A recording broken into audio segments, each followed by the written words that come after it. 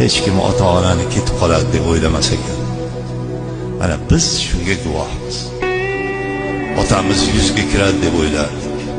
Baquvvat, pahlavon odam. Chavandoz va kurashganda odamni yelkasini uzib oladigan baquvvat odam. O'ylamaganmiz. Hayolimizga ham kelmagan.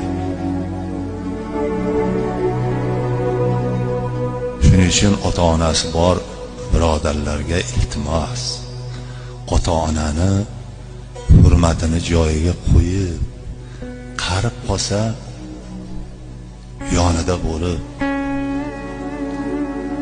ona qarib qolganda, ota qarib qolganda endi yashaveradi-da. Mana nonini olib beryapman-u demaslik kerak ekan. Har kuni iloji bo'lsa bir marta, ikki marta xabar olish kerak ekan. O'sha jannat shu onalarning foyda deydi.